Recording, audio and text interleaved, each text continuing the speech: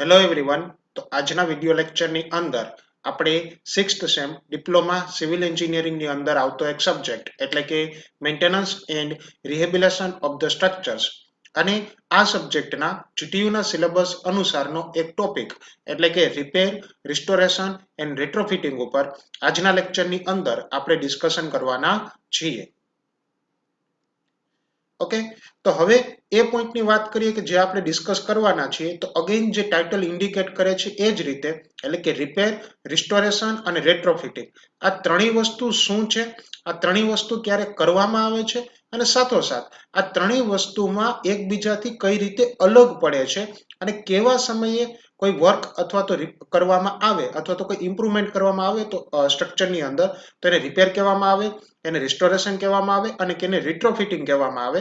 That means કે આની basic ઇન્ફોર્મેશનની સાથે સાથે એક બેસિક કોન્સેપ્ટ જે છે એ આપણે આજના લેક્ચરની અંદર આ ત્રણેય ટર્મ છે એ સમજવાના છીએ.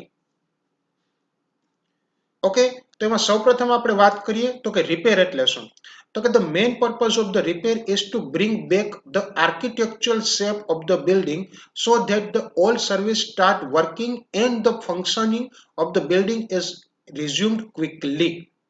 That means કે આ પ્રોસેસને શું કહેવામાં આવે અથવા તો રિપેરના મેઇન પર્પઝ શું છે તો કે જે કોઈ પણ પ્રકારનું સ્ટ્રક્ચરની અંદર કોઈ પણ પ્રકારનો શેપ વિખાઈ ગયો છે, આર્કિટેક્ચર છે એટલે કે કોઈ પણ સ્ટ્રક્ચરને ડેમેજ થયું છે, માઇનોર લેવલનું ડેમેજ થયું છે કે જેને કારણે એ સ્ટ્રક્ચર છે એ સર્વિસેબલ કન્ડિશનમાં નથી એટલે કે ઇન ધ સર્વિસમાં નથી અને એ સ્ટ્રક્ચરને આપણે સર્વિસમાંથી વાપરવા યોગ્ય રહ્યું નથી.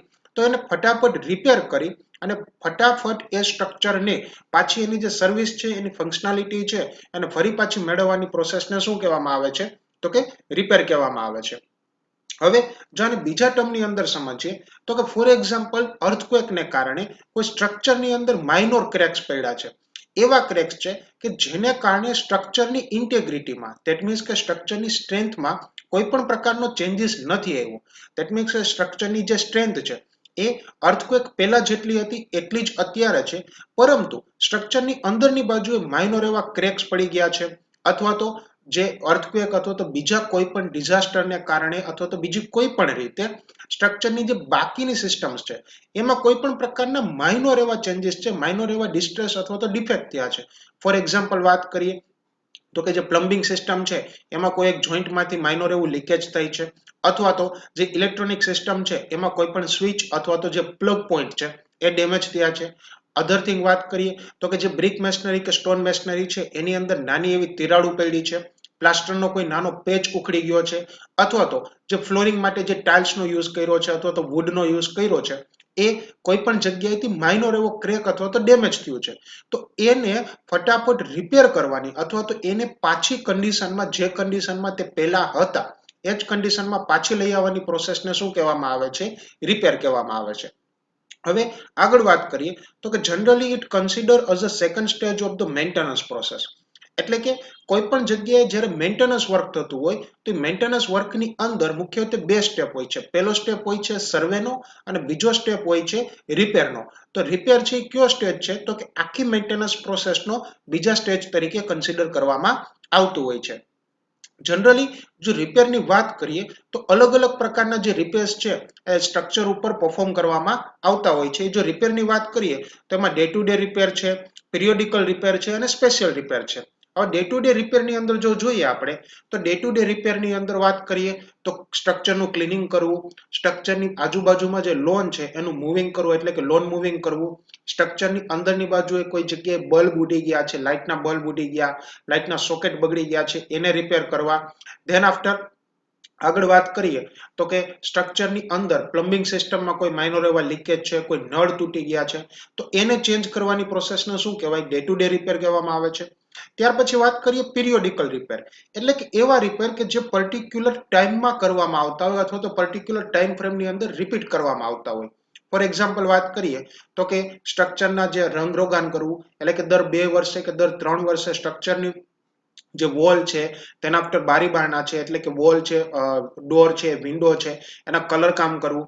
ત્યાર પછી વાત કરીએ તો કે સ્ટ્રક્ચરની આજુબાજુમાં જો બગીચો છે તો ત્યાં ગાર્ડન એરિયા છે તો એમાં જે ખરાબ થઈ ગયેલા ટ્રીઝ છે અથવા તો જે ડેડ ટ્રી છે એને રિમૂવ કરીને એની જગ્યાએ નવા ટ્રી લગાડવા, તો આ બધા કેવી વસ્તુ છે? પિરિયોડિકલ રિપેર છે. જ્યારે ત્રીજો કેટેગરી કઈ છે? તો કે સ્પેશિયલ રિપેર છે. આ સ્પેશિયલ રિપેર એવા રિપેર છે કે ડે ટુ ડે રિપેરમાં, એટલે કે દરરોજ પણ પરફોર્મ કરવામાં નથી આવતા અને પર્ટિક્યુલર પિરિયોડિકલ ટાઈમમાં પણ પરફોર્મ નથી કરવામાં આવતા. ધેટ મીન્સ કે એવા રિપેર છે કે જ્યારે પણ સ્ટ્રક્ચરની અંદર કોઈ પણ ખામી ઉદ્ભવે, પરંતુ એ ખામીની સાઇઝ કેવી હોય? નાની હોય, અને એને કારણે સ્ટ્રક્ચરની સ્ટ્રેન્થમાં કોઈ ચેન્જીસ ન થયો હોય, પરંતુ આ પ્રકારની ખામી ઉદ્ભવવાને કારણે સ્ટ્રક્ચરના ઉપયોગિતામાં, એટલે કે એની ફંક્શનાલિટી ઓછી થઈ હોય અને એ ખામીને તરત જ તમારે રિઝોલ્વ કરવી હોય, તો એવા રિપેરને કેવા રિપેર કહેવામાં આવે છે? સ્પેશિયલ રિપેર તરીકે કન્સિડર કરવામાં આવતું હોય છે, રાઈટ?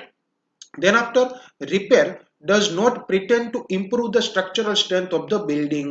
તો આપણે આગળ વાત કરીએ કે રિપેરને કારણે કોઈ પણ સ્ટ્રક્ચર છે એની સ્ટ્રેન્થમાં કોઈ વધારો નથી થતો, પરંતુ જે સ્ટ્રક્ચરની પહેલી કન્ડિશનમાં, એટલે કે કોઈ પણ પ્રકારની ખામી ઉદ્ભવ્યા પહેલા જે સ્ટ્રક્ચર અથવા તો જે સ્ટ્રક્ચરની ફંક્શનાલિટી હતી, એ ફંક્શનાલિટીના એના ઉપયોગિતાને ફરી પાછી મેળવવાની પ્રોસેસને શું કહેવાય? રિપેર કહેવાય. રિપેરને કારણે તમે સ્ટ્રક્ચરની કોઈ પણ જગ્યાએની સ્ટ્રેન્થ છે એ ઇમ્પ્રૂવ કરતા હોવ છો નહીં, માત્ર ને માત્ર એની ફંક્શનાલિટી છે એને જ આપણે જાળવવાનું કાર્ય કરતા હોઈએ છીએ, રાઈટ?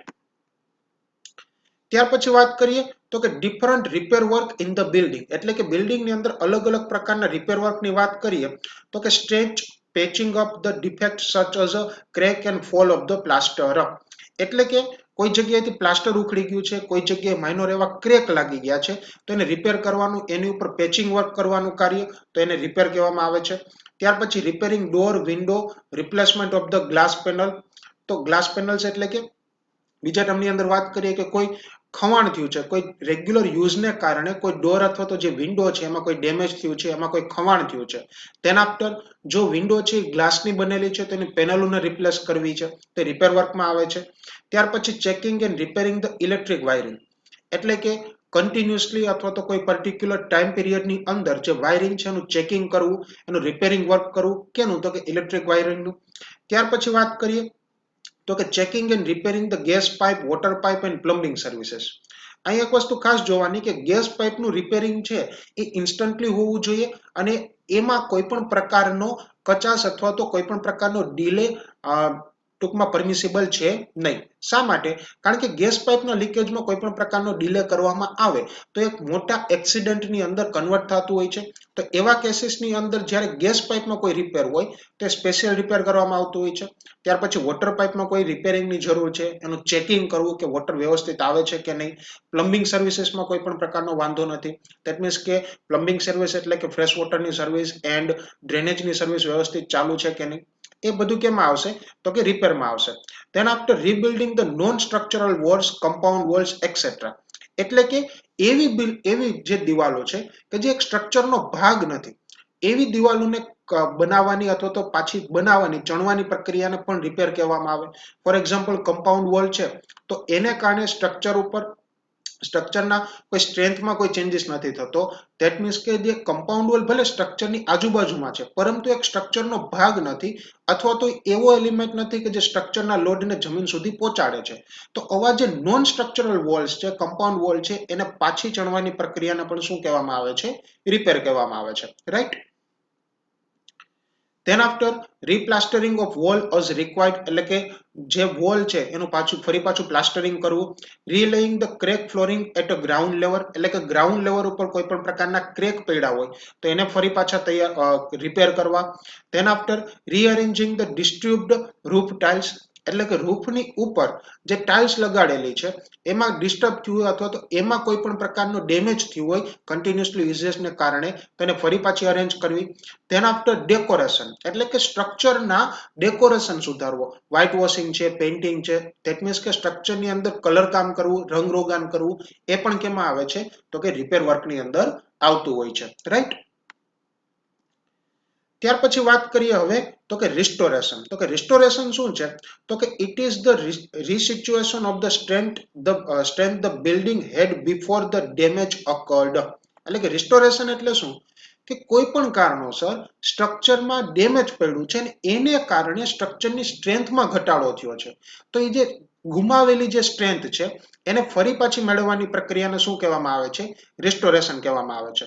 પરંતુ આ એક ખાસ ધ્યાન રાખવાનું કે રિસ્ટોરેશન દરમિયાન સ્ટ્રક્ચરના સાઇઝ કે શેપમાં કોઈ પણ પ્રકારનો ચેન્જીસ કરવામાં આવતો નથી, પરંતુ માત્ર ને માત્ર જે એની સ્ટ્રેન્થ ગુમાવી હતી કોઈ પણ કારણોસર, ફોર એક્ઝામ્પલ અર્થક્વેકને કારણે જે સ્ટ્રક્ચર હતું એના જે સ્ટ્રક્ચરલ મેમ્બર્સ હતા, ફોર એક્ઝામ્પલ બીમ હતું, કોલમ હતું, સ્લેબ હતા, અથવા તો જો લોડ બેરિંગ સ્ટ્રક્ચર હતું, તો એવા કેસીસની અંદર કે જે લોડ બેરિંગ વોલ્સ હતી એને કોઈ પણ પ્રકારનું નુકસાન થયું અને એને કારણે એની મજબૂતાઈમાં ઘટાડો આવ્યો છે. તો મજબૂતાઈમાં જે ઘટાડો આવ્યો છે એ મજબૂતાઈનો ઘટાડાને દૂર કરીને ફરી પાછી મજબૂતાઈ મેળવવાની પ્રક્રિયાને શું કહેવામાં આવે છે? રિસ્ટોરેશન કહેવામાં આવતું હોય છે. Then after, the main purpose of the restoration is to carry out the structural repairs to the load bearing element. અહીં જો સ્પેસિફાઈડ કીધું છે કે માત્ર ને માત્ર સ્ટ્રક્ચરની અંદરના જે લોડ બેરિંગ એલિમેન્ટ છે એના રિપેર કરવાની પ્રક્રિયાને શું કહેવામાં આવે છે? રિસ્ટોરેશન કહેવામાં આવતું હોય છે. ત્યાર પછી it just strengthen the structure but not change the size and shape of the structure. એટલે કે અગેન વાત કરીએ એમ કે માત્ર ને માત્ર સ્ટ્રક્ચરની મજબૂતાઈ આપશે અને સાઇઝ કે શેપમાં કોઈ પણ પ્રકારનો ચેન્જીસ કરશે નહીં. ત્યાર પછી રિસ્ટોરેશનના અમુક એપ્રોચ એટલે કે રિસ્ટોરેશન કરવાની અમુક મેથડની વાત કરીએ તો એમાં શું આવશે? તો કે removal of the portion of the crack masonry wall and pier and the rebuilding them in a richer mortar. એટલે કે જો મેશનરી વોલ છે, for example brick masonry wall છે અથવા તો સ્ટોન મેશનરી વોલ છે, એનો કોઈ પોર્શન છે ડેમેજ થઈ ગયો છે તો એને રિમૂવ કરી અને એની જગ્યાએ ફરી પાછો એને રીબિલ્ડ કરવો તો એ શું છે? રિસ્ટોરેશન થઈ ગયું કહેવાય. ત્યાર પછી વાત કરીએ તો કે addition of the reinforcing mesh on the both face of the cracked wall, holding it to wall through spikes or bolt and then covering it suitably. That means કે ફોર એક્ઝામ્પલ કોઈ વોલ છે એમાં damage થઈ ગયું છે તો એની બંને બાજુએ વાયર મેશ લગાડવી અને બંને બાજુની જે વાયર મેશ છે એને કેના વડે? તો કે વાયર મેશનો કોઈ હુક અથવા તો સ્પાઇક એટલે કે ખીલા વડે જે દિવાલ ઉપર અટેચ કરવી અને ત્યાર પછી એની ઉપર મોર્ટાર લગાડવું અથવા તો એને કવરિંગ કરવી અને એની સ્ટ્રેન્થ પાછી મેળવવું તો એ પણ એક પ્રકારનું રિસ્ટોરેશન થઈ જાય છે. પરંતુ આ દરમિયાન જે વોલના ડાયમેન્શન છે એટલે કે એની લંબાઈ છે, પહોળાઈ છે, ઊંચાઈ છે, એનો જે શેપ છે એમાં કોઈ પણ પ્રકારનો ચેન્જીસ કરવામાં આવતો નથી, પણ માત્ર ને માત્ર એની સ્ટ્રેન્થ વધારવામાં આવે છે. Then after, injecting the epoxy like material which is stronger in tension into the crack in walls, column, beam, etc. એટલે કે વોલ છે, કોલમ છે, બીમ છે, એના ક્રેકની અંદર ઇપોક્સી મટીરિયલ કે જેની ટેન્સાઇલ સ્ટ્રેન્થ કેવી હોય છે? સારી હોય છે, એવું મટીરિયલ એડ કરવું એ પણ શું થઈ ગયું છે? એક પ્રકારના રિસ્ટોરેશનનો એપ્રોચ થઈ ગયો છે. પરંતુ અગેન આ એક ખાસ ધ્યાન રાખવાનું કે રિસ્ટોરેશનની અંદર જે સ્ટ્રક્ચરલ મેમ્બર છે એની સાઇઝ અને શેપમાં કોઈ પણ પ્રકારનો ચેન્જીસ કરવામાં આવતો નથી. માત્ર ને માત્ર જે સ્ટ્રક્ચરલ મેમ્બર છે કે જે હકીકતમાં આખા સ્ટ્રક્ચરની સ્ટ્રેન્થ આપવા માટે જવાબદાર છે એની સ્ટ્રેન્થમાં જ માત્ર ને માત્ર વધારો કરવામાં આવતો હોય છે. રાઈટ? ત્યાર પછી વાત કરીએ તો કે રેટ્રોફિટિંગ. તો કે રેટ્રોફિટિંગ શું છે? તો કે retrofitting is the seismic strengthening of the existing damaged or undamaged buildings. એટલે કે ફોર એક્ઝામ્પલ વાત કરીએ તો જૂના સ્ટ્રક્ચર હતા. હવે જે જૂના સ્ટ્રક્ચર હતા એ જૂના નિયમ આધારે અથવા તો જૂના કોડના આધારે ડિઝાઇન કરેલા હતા. હવે અત્યારની જે જરૂરિયાત છે એ જૂના સ્ટ્રક્ચરથી ફૂલફિલ કરી શકતા નથી. તો એવા કેસીસમાં એ સ્ટ્રક્ચરને રિમૂવ કરવાની જગ્યાએ એ સ્ટ્રક્ચરની અંદર વધારાના એલિમેન્ટ એડ કરીને એ સ્ટ્રક્ચરની નવી જરૂરિયાત પ્રમાણે તૈયાર કરવાની જે પ્રક્રિયા છે એને શું કહેવામાં આવે છે? રેટ્રોફિટિંગ કહેવામાં આવે છે. ફોર એક્ઝામ્પલ વાત કરીએ તો કે જે જૂના આજથી 20 વર્ષ કે 30 વર્ષ પહેલાના જે મકાન બનતા એની અંદર પ્લિન્થ લેવલ કે ઉપરની બાજુએ જોઈએ તો સ્લેબ બેન્ડ અથવા તો પ્લિન્થ બેન્ડ છે એ તૈયાર કરવામાં આવતો નહોતો. તો એવા કેસીસમાં એ જે સ્ટ્રક્ચર છે એની અંદર પ્લિન્થ બેન્ડ એપ્લાય કરવો, ઉપરની બાજુએ સ્લેબ બેન્ડ એપ્લાય કરવો, ત્યાર પછી પીચ રૂફ હોય તો એની અંદર ગેબલ બેન્ડ એપ્લાય કરવો, તો એ જે પ્રોસેસ છે એને શું કહેવામાં આવે છે? રેટ્રોફિટિંગ કહેવામાં આવે છે.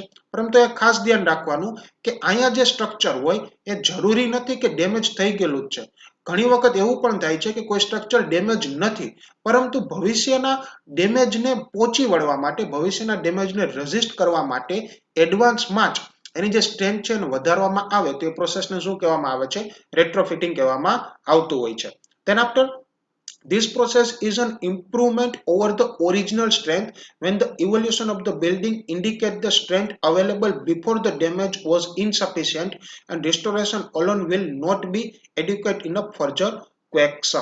That means કે માત્ર ને માત્ર ફોર એક્ઝામ્પલ વાત કરીએ કે કોઈ એક સ્ટ્રક્ચર ઉપર અર્થક્વેક આવી ગયો જેને કારણે એ સ્ટ્રક્ચરની અંદર કોઈ પણ નુકસાન થયું છે. હવે માત્ર ને માત્ર એ સ્ટ્રક્ચરનું રિસ્ટોરેશન એટલે કે એની સ્ટ્રેન્થ મેળવવી જ ઇનફ નથી, પરંતુ ભવિષ્યમાં કોઈક અર્થક્વેક આવે તો એને પહોંચી વળવા માટે તમારે વધારાના સ્ટ્રક્ચરલ એલિમેન્ટ એડ કરવા પડશે કે જે સ્ટ્રક્ચરનો લોડ સહન કરી શકે. તો વધારાના સ્ટ્રક્ચરલ એલિમેન્ટ એડ કરવાની પ્રક્રિયાને શું કહેવામાં આવે છે? રેટ્રોફિટિંગ કહેવામાં આવે છે. Generally, it is performed on the old structure like temple, palace, forts, etc.